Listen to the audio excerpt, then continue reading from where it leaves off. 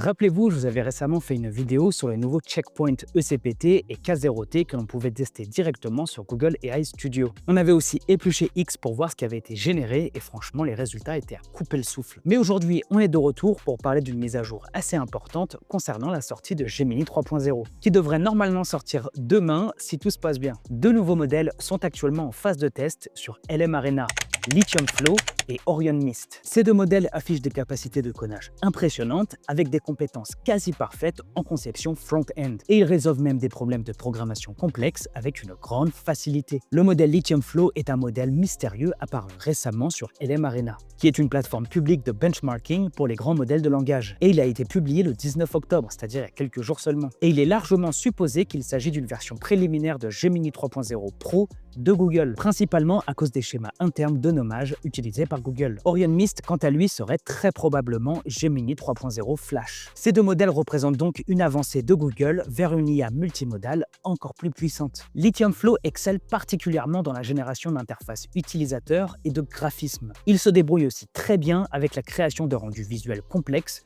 comme par exemple ce pélican sur un vélo ou encore un clonage quasi parfait de l'interface macOS. Il domine aussi sur les tâches à faible latence, ce qui le rend idéal pour la génération d'applications en temps réel et les designs interactifs. D'ailleurs, sur LM Arena, beaucoup d'utilisateurs ont rapporté que ces deux modèles surpasseraient déjà la plupart des autres modèles présents, du niveau de GPT-5 jusqu'à d'autres modèles cloud. Non seulement en termes de vitesse, mais aussi de qualité, notamment pour les prompts créatifs et les projets front-end. Mais le meilleur dans tout ça, c'est que vous n'avez même plus besoin de tester Google AI Studio pour tester ces deux modèles. Il vous suffit d'aller directement sur LM Arena, où vous avez même encore plus de chances de tomber sur l'un de ces deux modèles. Vous pouvez y accéder gratuitement et obtenir des générations sans restriction. Je vais donc vous montrer comment y accéder et on va aussi aller voir quelques créations complètement ouf qui ont déjà été faites. Abonnez-vous dès maintenant pour ne rien rater des avancées d'intelligence artificielle et en plus moi, ça m'aide énormément. Let's go! Du coup, pour ceux qui ne connaissent pas, voici LM Arena. De toute façon, je vous mettrai le lien dans la description comme d'habitude pour que ça soit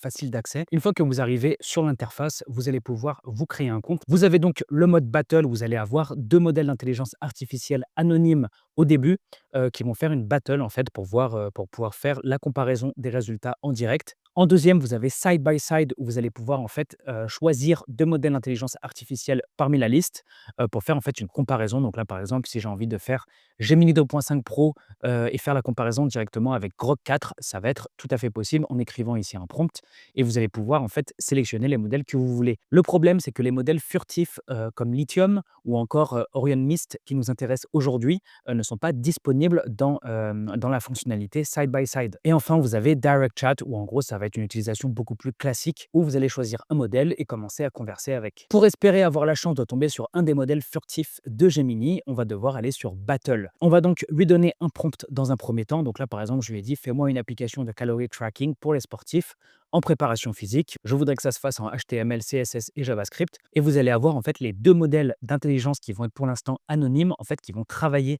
en simultané l'un à côté de l'autre. Donc là, on peut voir qu'on a assistant A, mais on a aussi assistant B sur le côté. Là, on peut voir que les deux assistants ont terminé de générer. Vous allez pouvoir regarder par exemple le résultat sur CodePen ou quoi que ce soit, et ensuite faire votre choix pour savoir lequel des deux vous avez préféré. Donc là, par exemple, vous avez Right is better si vous avez préféré l'assistant B, ou Left is better si vous avez préféré l'assistant A. It's a tie, donc ça veut dire que c'est égalité, ou alors both are bad, les deux sont mauvais. Donc nous, on va faire it's a tie pour l'instant, et une fois que c'est fait, vous avez en fait le nom du modèle qui s'affiche directement. Donc là, c'est Claude Sonnet 4, GPT-5 Mini High, donc là, on n'a pas été chanceux. Nous, ce qu'on voulait, c'était un des deux modèles furtifs. Du coup, ce que vous allez faire, vous allez tout simplement répéter l'opération. Donc là, vous faites coller, fais-moi une application de calorie tracking, donc exactement le même prompt. On lui renvoie et ça va mettre en comparaison deux autres modèles d'intelligence artificielle. Je ne sais pas exactement combien de fois vous allez devoir le faire pour tomber sur les modèles que vous voulez, mais en tout cas, d'après ce que j'ai vu sur X, c'est beaucoup plus rapide que de passer par Google AI Studio. Du coup, maintenant que vous savez comment faire par vous-même, on va se rendre sur X pour aller voir les résultats de ce qui a été généré en fait avec Lithium Flow. Vous allez voir, c'est vraiment incroyable. Donc là, on peut voir qu'il y a un certain Rijn Hartmann qui a fait une comparaison entre Lithium Flow, donc il a réussi à tomber dessus, le chanceux, et Grok 4. Donc là, on va voir ça en direct. Donc là, effectivement, il a bien réussi à tomber sur Lithium Flow et sur Grok 4. Et normalement, on va voir le résultat en direct. Donc là, j'ai l'impression qu'il a essayé de générer en fait un dashboard personnel avec des widgets. Ça, c'est ce qui a été généré par Grok 4. Honnêtement, c'est pas génial au niveau du design. On peut voir qu'il y a l'heure, le temps, les tâches qui sont à faire dans la journée. On a un mode light et un mode dark. OK, super. Ah ouais, non, ça n'a rien à voir. La version de Lithium est vraiment magnifique. Regardez-moi ça au niveau du design. C'est vraiment beaucoup plus professionnel, beaucoup plus intuitif. Si on regarde la comparaison en direct, là, on est sur Lithium, là, on est sur Grok 4 pour le même prompt, hein. C'est vraiment sur le même prompt. La différence, elle est flagrante. Donc là, on a un site, pour un restaurant que je vous avais mis aussi dans l'introduction.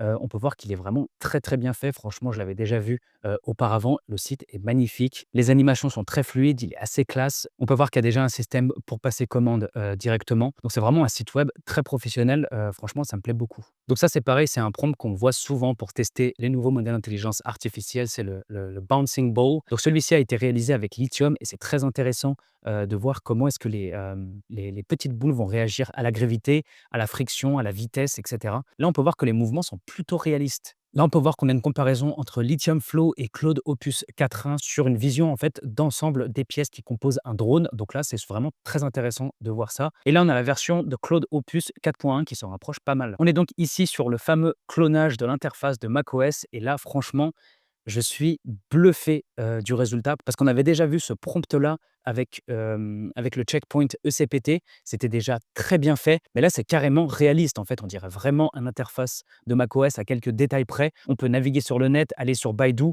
on peut utiliser, la plupart des fonctionnalités qui sont proposées de base sur macOS. C'est vraiment bluffant, les amis. Autre prompt que j'avais très envie de vous montrer, c'est un escape game qui a été réalisé, avec Lithium et là, c'est vraiment très, très bien fait. On peut voir qu'on a plein de mini-jeux, de petites énigmes à réaliser. On a un inventaire où mettre, en fait, les différents objets qu'on a, ramassés durant le jeu qu'on va pouvoir réutiliser dans les autres énigmes. Là, on est vraiment sur des générations next level, les amis. Donc là, j'ai l'impression qu'un mec a vraiment été chanceux. Il a eu directement la comparaison entre Lithium Flow et Orion Mist.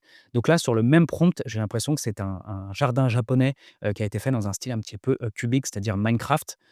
Ici, on a la version de Lithium Flow qui est vraiment très, très belle, très bien fournie avec une belle nature, une belle rivière, un beau temple. Et ici, on a la version de Orion Mist qui est tout de suite beaucoup moins fournie. Du coup, les amis, je vous invite à aller checker X régulièrement pour aller voir ce qui se génère. C'est vraiment très, très intéressant. Donc là, par exemple, on a une voiture en vue explosée, on a des jeux, plein de trucs très, très intéressants. N'oubliez pas de vous abonner et nous, on se retrouve très, très vite pour une prochaine vidéo. Je vous fais de gros bisous. Ciao!